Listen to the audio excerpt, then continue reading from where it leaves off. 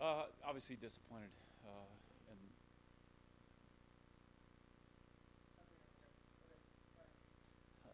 obviously disappointed in the outcome at Toledo the other night. I looked at the tape, about 2.5 quarters of the tape, until it became tough to see anymore and be able to evaluate the tape. But it came down to the start of the game and then the start of the second half for us. Toledo did a good job establishing momentum, both at the beginning of the game and the start of the third quarter. And for us, we fought. We just unfortunately couldn't make enough plays to close the gap and to get ourselves in a position there where we were in striking distance. I look at the first series of the game for us offensively. We had an 11-play drive. We're moving the ball, and all of a sudden we had a critical holding call that pushed us back into long yardage situation, and we couldn't generate any points from that. I feel like, especially when you're playing a team like Toledo on the road, for us to be able to score on our first possession of the game, was really important. And so you give them credit, to get the lead on us. They had 2 touchdowns and a field goal there in the first quarter. Obviously a big punt return. Our guys fought there. I felt good going into the half there that we had closed it to within 20-10, and felt like the message at halftime, if we could come out there in the second half, we could get a stop and then take the ball down and score, then, hey, from there, feel like it's anybody's game, and we were definitely going to be in a position to be in striking distance. So disappointed as much as anything else for the seniors.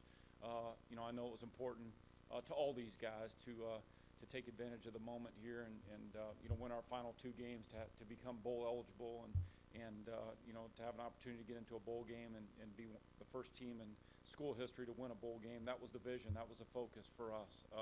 There was disappointment in the locker room, but I told the guys at the end of the game, I am proud of their fight. I am proud of who they are.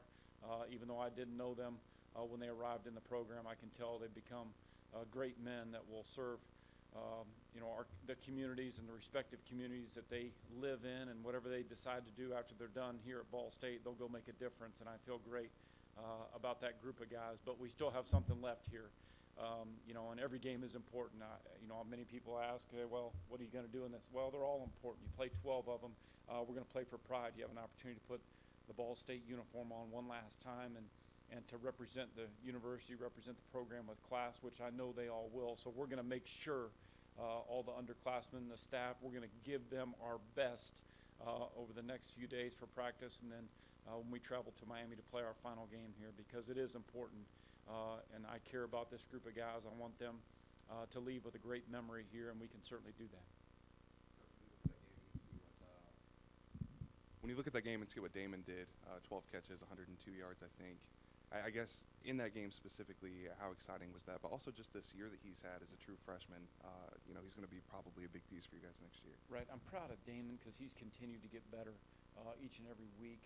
His involvement offensively, his involvement in the game plan has just continued to grow every single week. So I think he's done a good job of early on, when you first come in here, it can be challenging. It can be overwhelming, making the transition from high school to college, and then coming from Maryland, where he came from. That's a significant move across several states to come to school here. He's leaving his family. So really proud of what he's been able to accomplish, considering those were the circumstances when he came here. Yes, Damon's got a bright future, but he also understands too that you have to push yourself each and every day. And it's great for him to have had an opportunity to be around a guy like Kevon Mabon, that's a senior, and to see what hard work will do for you, and to see what kind of role model that Kevon has been for him, not only on the field but off the field, preparation-wise, classroom, how to carry yourself around campus, making sure you take advantage of the classroom and getting your degree and all those things. But he couldn't have a better role model than Kevon.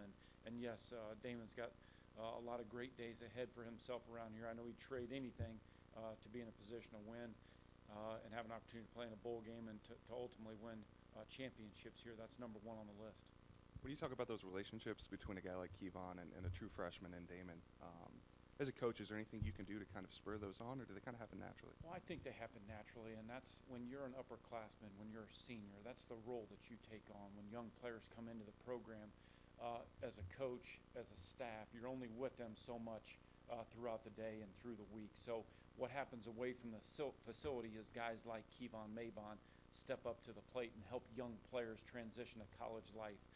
Help young players transition to what it takes to practice, what it takes in the weight room, the commitment that it takes, the sacrifices that you have to make off the field in order to accomplish goals, in order to win championships. And I think you look at Kevon, but you look at all the positions. You look at Teddy Williamson, you look at Drake Miller, Sam Bruner. Defensively, look at our linebackers. With Sean Wiggins and Zach Ryan and Aaron Taylor. All those guys, we're fortunate to have guys at those respective positions to take on the young players and to help them with the transition.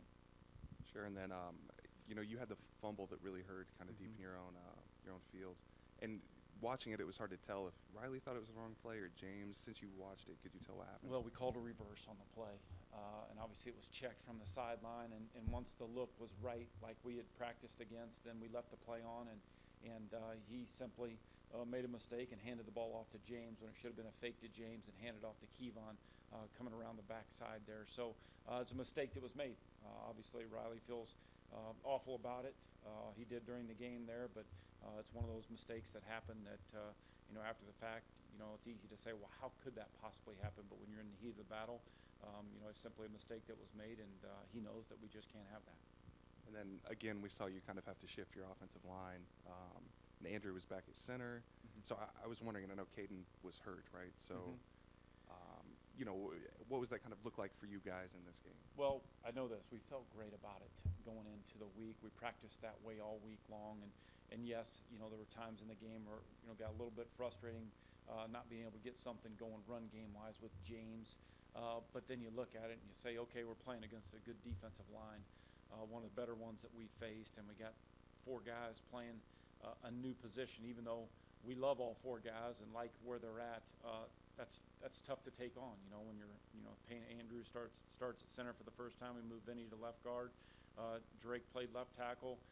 He'd been limited in practice throughout the week, and then we move Alex Joss to right tackle, to fill in for Caden there. So that group of guys is going to be play a lot of football here. But yeah, that was a challenging situation to be in, and yet I felt great about it. We felt great about going through the week of practice, and unfortunately, it's always nice to get James Gilbert going, to get our running game going. It always sets up everything else. But we'll continue to work those guys and develop them and get them where we need to be. With Joss at right tackle, is that he's a guard by nature, right? Yeah, he's played left guard for us all year long. It's tough, when you move from a left guard position, all of a sudden you change your stance. You just start with that. You're in a right-handed stance now instead of a left-handed stance, which is a challenge. But Alex, he's one of those guys that's smart, and fortunately he's got position versatility. He can play guard, he can play tackle. He's best when he's playing guard there, but he was very unselfish making the move to tackle. And listen, he did a good job. Just hard for him when you're out of your comfort zone a little bit. That's a challenge. And with Andrew, has he been in a position where he could have come back a little bit sooner if Caden hadn't have been hurt? Or? No, he'd been kind of gradually increasing his repetitions in practice. It started out with him doing individual work, then he'd get a few reps in team and one-on-one reps and all that. So we just continued to increase his workload, obviously getting stronger in the weight room, getting confidence back in his knees. Those were all challenges that we faced in trying to get him ready to return to the field. So, but he's done a good job, and he's a good player. He's a young guy. That was his first action since he's been at Ball State. So, I thought he stepped in, especially being the opponent that it was in Toledo, being a good football team on the road for the first time. I thought he did a very good job. And then looking ahead to this week, I think Miami's won 5 straight. What kind of challenges come with playing a team that's been able to turn their season so well from beginning to end? Yeah, and they obviously had some quarterback problems early in the year due to injury, and this young man that stepped in, Gus Ragland, has done a great job. They've won 5 straight games. They've done a very good job of being consistent weekly with him. They've made some big plays when the opportunity presented itself. They haven't turned the ball over a lot, and their defense is the top defense in the league right now, and they're obviously playing with a lot of confidence. I think that stands out on tape as much as anything else. When you watch the early season games on Miami, and then you watch the last few weeks, the confidence levels, the first thing you notice on the way they fly around the field. There's a different confidence level with the football team right now, and you have to give them credit to Coach Martin and his staff. Coach, it seemed like Toledo was really the first team that's kind of bottled James up from start to finish. Did you feel after watching the tape that was more him being rusty after the injury, or are they just a good schematic? No, they're good. They're good up front, and I think it's twofold. yes, they're a good defensive line with some experience. Offer a challenging scheme, I guess, as much as anything else. And then on the flip side of that, you look at us, and we had some guys that we asked to play a new spot, if you will. And yes, they did a good job, but yet still, it's different than what you've been doing. And I think the confidence level in the guys wasn't probably the same as it was when they've been playing their normal position. But listen, they did a good job. You give Toledo credit. They're the ones that stepped up. They did a good job of slowing James down in the running game. That's why we relied a little bit more on the QB runs to get an advantage, if you will, with an extra blocker. So, listen, we'll be right back at it again with this week in preparation and focused on getting the running game going. And in the passing game, I know we talked about Riley's decision-making after the game.